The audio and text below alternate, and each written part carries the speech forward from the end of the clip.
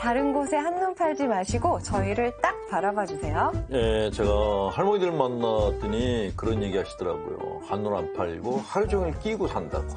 자, 오늘 순서도 시청자 여러분의 사랑 많이 받으면서 시작하겠습니다.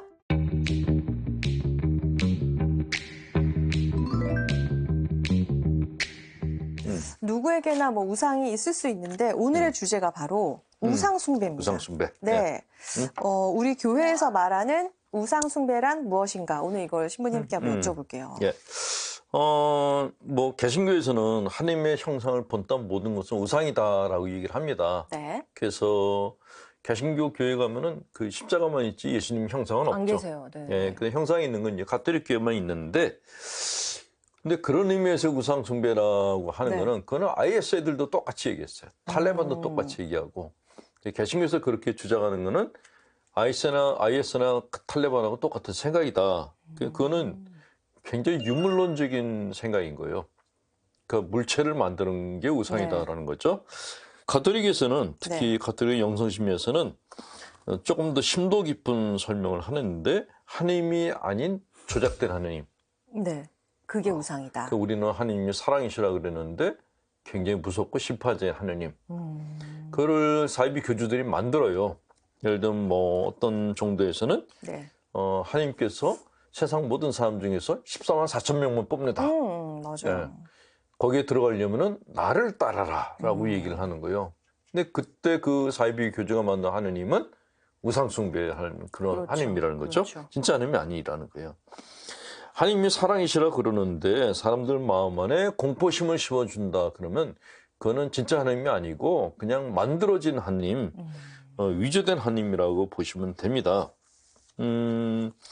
자, 부모가 아이들을 키우잖아요. 네네. 근데 정말 부모들은 아이들을 양육해요. 가짜 부모는 사육해요. 그러니까 야단을 쳐서 말을 듣게 하거나 아니면은 애들을 그냥 자기 뜻대로 키우려고 하는 거예요. 그러면 사육이라고 얘기를 해요. 양육은 아이가 갖고 있는 장점을 키워주는 거죠. 아이의 인생을 아이가 살도록끔 서포트해 주는 게 그것을 양육이라고 얘기를 하는데, 이게 종교 안에도 똑같이 적용이 돼요. 그러니까 하느님이 사람을 양육하는 하느님이냐 사육하는 하느님이냐, 그 관점에 의해서 이 하느님이 참 하느님이냐 아니면 가짜 하느님이냐가 분별이 된다라는 것이죠. 참 하느님은 양육을 하신다는 거죠. 그쵸. 그러니까 사육이냐 양육이냐. 예. 그러면 우상 숭배하면 저는 광야에서 헤매던 그 이스라엘 민족이 만들었던 금송아지 또 생각이 나거든요. 금송아지는 뭐 금이라는 그 상징물 자체가 뜻하는 게 부죠. 돈.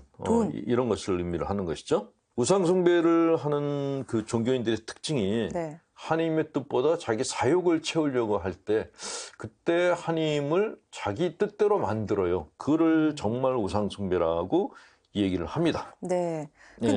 그리고 그러니까 사심이 많은 사람들이 우상을 많이 만들어내고 신도들을 현혹해서 우상 숭배하게 만든다. 그런 의미에서 그 우리 신부들은 개인 소유가 허용이 안 되잖아요. 성당이 내 거가 아니에요. 5년마다 바꿔야 돼요. 그래서 이렇게 한 군데 정부 칠만 하면 떠난다 그러는데 차선의 처방책이 아닌가 하는 생각이 듭니다. 또 하나는 심리적으로 병적일 때 그때 하나님의 우상을 만들 가능성이 높아요. 예전에 철학자 포이에르 바흐라는 철학자가 있었어요. 제가 일부러 이 철학자 이름을 거론하는 것은 공부를 많이 했다라는 것을 이렇게 자랑하기 위해서 일부러 인용을 하는 건데, 이번에 많이 공부하셨다. 그렇죠. 지난번에 소개할 때 그랬잖아요. 모든 학문을 섭렵하신 분이라. 그렇죠. 그러면 이렇게 실제로 그렇다는 걸 이렇게 증명을 해야 되니까. 아는 사람이 이 사람밖에 없어도 한 사람 얘기를 해도 많은 걸 아는 것 같은 착각 현상이 일어난다는 거죠. 어차피 저 잘 모르니까. 그렇죠. 어쨌건 이분이 무슨 얘기 했냐면은, 신은 인간의 마음 안에 있는 어떤 것에 대한 투사이지 신은 존재하지 않는다라고 얘기했습니다. 그러면 안 되는 거 아니에요? 근데 이분이 그렇게 얘기한 이유가 종교인들이 신의 이름으로 하도 착취들을 많이 하니까, 그래서 이렇게 나는 무신론자다 신이라는 거는 인간이 만들어낸 허상이지 진짜가 아니다라는 이런 극단적인 주장을 만들어냈는데 네네. 실제로 병적인 투사를 하는 경우가 굉장히 많아요. 네. 그러니까 뭐 설교 시간, 강론 시간에 하나님은 굉장히 뭐랄까 엄격하시고 심판자시고 이런 걸 가르치는 사람들은 네. 대개 자기 아버지하고 비슷한 하나님을 만들어요. 폭력적인 아버지와 비슷한 하나님상을 만들어요. 엄격한 하느님을 만드는군요. 그렇죠. 아버지를 신격화시키는 거죠. 어떻게 보면 본인의 의도적인 거와 상관없이 무의식적으로 하나님을 자기 아버지하고 똑같은 사람으로 만들어서 가르쳐요. 그래서 이런 폭력적인 아버지를 네. 가진 사람들은 폭력적 하나님을 만드는데 주로 그렇게 하는 종교인들이 네. 사이비 교주들이 많다는 거예요. 학대받은 아동 출신의 사람들이 사이비 교주를 만들면은 네. 폭력적인 하나님을 만들고 자기가 그 밑에서 2인자로 군림하면서 사람들로부터 이렇게 물적인 착취를 갖다가 받고 네. 그 자기가 심판권이 있는 것처럼 이렇게 연출하는 경우가 허다하다라는 것이죠. 네. 아니 근데 일부 종교에서는 우리 네. 교회의 성모 신심을 또 우상 숭배라고 부르면서 배척하는 경우도 있거든요. 근데 그거 아닌데 막상 말을 하려고 하면 입에서 잘 안 떨어져요. 이럴 때는 어떻게 해야 돼요, 선생님? 이런 경우는 네. 본인이 성모님에 대한 어떤 체험을 하지 않았을 때 이런 현상이 생겨요. 종교는 초자연적인 것을 다루는 그게 종교의 신학은 거의 다 초자연적인 것이에요.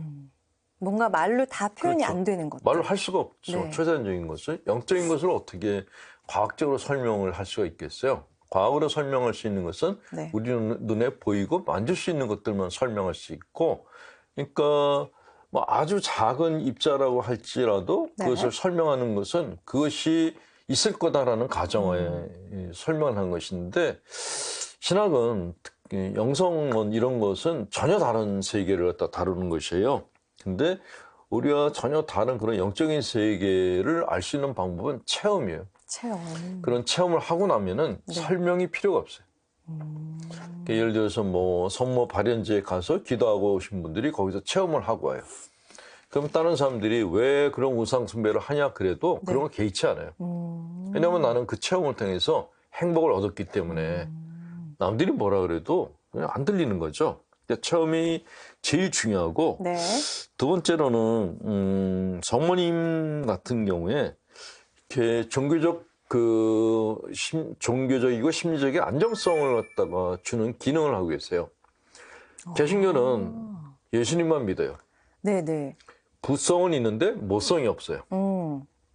가톨릭교회는 신부가 있고 신유님들이 계세요. 네. 그러니까 아버지 역할과 어머니의 역할을 하는 두 존재가 공존해요. 네. 그래야지 심리적 안정감을 가질 수가 있어요. 연계도 마찬가지죠. 주님과 성모님이 함께 하셔야지 네. 이렇게 심리적 밸런스를 유지할 수 있다는 거예요. 그런데 성모님을 부정하게 되면 모성을 부정하는 거죠. 맞아요. 예, 그러면은 그 부분이 비어 있어요. 그러면 심리적으로도 한쪽이 비어 있게 돼요. 근데 안 믿는 건 둘째치고 그 모성에 대해서 비난을 해. 맞아요. 근데 그 비난을 하면 자기 안에 있는 빈 부분에 대해서 비난하는 것과 똑같은 현상이 생겨요. 네. 개신교에서 성모님을 부정하는 것은 네. 본인의 심리적인 그 문제에도 굉장히 큰 좋지 않은 영향을 미친다라는 그런 좀 조언을 드리고 싶어요. 네. 성모님을 믿지 않는 거는 자유인데 그분을 비난하는 것은 그거는 좀 본인에게 좋지 않다라는 그런 얘기를 드리고 싶습니다. 네. 신부님 절에 가면은 우리가 부처님한테나 아니면 탑 돌면서도 이렇게 절을 하잖아요. 네. 이거에 대해서는 어떻게 생각하세요? 돌고 싶어서 도는데 그걸 어떻게 막겠어?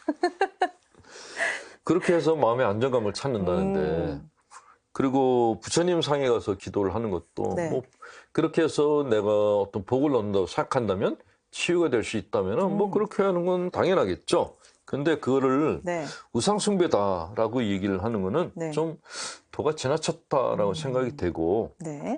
일단은 내가 불교에서 그렇게 하는 것을 비난하려면 내가 우선 떳떳해야 돼요. 내가. 근데 네. 그리스도교가 네. 과연 다른 종교를 비판할 수 있을 만큼 그렇게 떳떳한가? 저는 그렇지 않다고 보고, 왜냐하면은 가톨릭이나 개신교나 네. 종교적인 문제로 사람들 많이 학살했어요. 그러니까 종교 개혁이 일어나고 난 다음에 네네. 사실 가톨릭교도와 개신교도 사이에 싸움이 붙어가지고 네. 서로가 죽이는 일들이 있었어요. 그러니까 같은 하나님을 믿으면서 서로를 학살했던 과거를 가진 그리스도교가 네. 타 종교에 대해서 말할 자격이 있을까? 이것부터 좀 생각하셨으면 좋겠고, 네.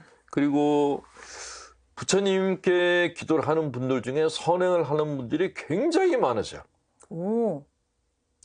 내가 하나님을 믿는다 그래서 주님을 하나님의 아들로 믿는다 그래서 나도 거룩하다? 이런 어거지는 이거 정말 어거지. 그냥 어거지다. 예. 그 사람이 하는 언행의 결과를 보고서 판단을 해야지. 네. 그냥 나는 예수님 믿으니까 내가 올바르고 쟤네들은 부처님 믿으니까 쟤네 우상숭배다. 이런 논리는 이거는 말도 안 되는 정말 무지막지한 사람들. 그러니까 그를 문외아라 그러죠.